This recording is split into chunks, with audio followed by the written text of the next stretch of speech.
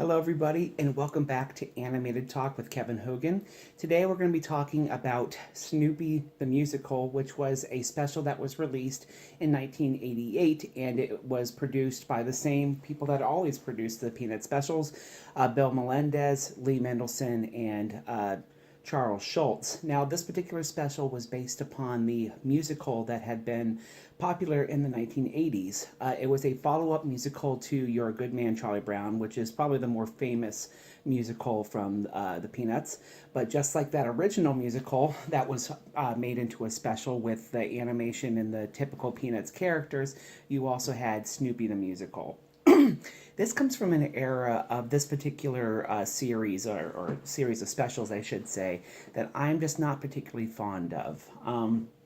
I think by the late 80s, a lot of the ideas that had really been helping these specials be very successful, and also the ideas that were going into the Charlie Brown and Snoopy show, which was shown on ABC television, I think a lot of those ideas from Charles Schulz had been kind of burned out.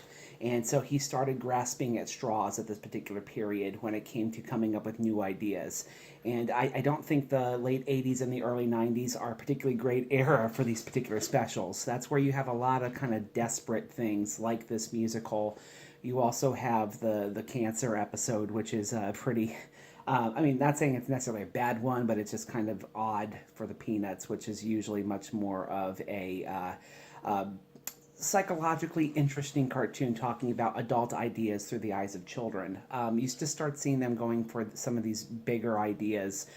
There was the skating special that was in the early 80s, but that was kind of the beginning of Charles Schulz grasping at those straws. Around this time, you also had the live-action short where Charles Schulz utilized his daughter. So it was not a great era for the Peanuts. What's especially wrong with this is you could just tell that it wasn't written by Schulz, and the ideas were not coming out of his head in Snoopy the Musical. The characters are singing about relatively adult type of ideas through the eyes of children, but the tone is very different from Charles Schulz, and you can tell that it doesn't derive from the comic strip. Plus, the timing is very different from what is traditionally Peanuts. The Peanut specials are slower.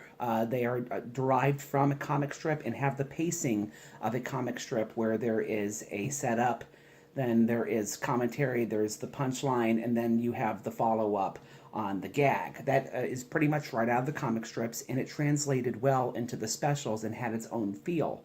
By the time you get to this, though, it's much faster, it's much more in tune with what was popular in the 1980s, and unfortunately, that particular speed in the cartoons just doesn't feel like the Peanuts.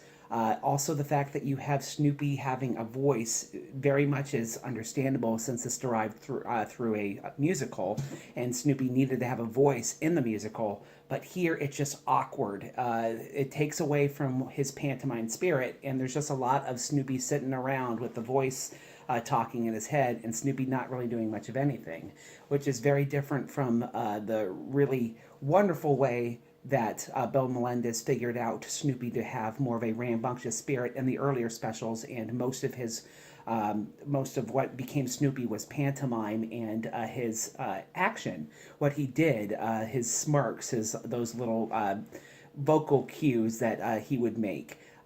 With him having this narration going on in his head, I just think that it takes away from what makes Snoopy truly interesting. By the way, I have Christmas tree up here in the background, and it has nothing to do with what's going on, so sorry, it looks all Christmassy, and this whole review isn't Christmassy at all.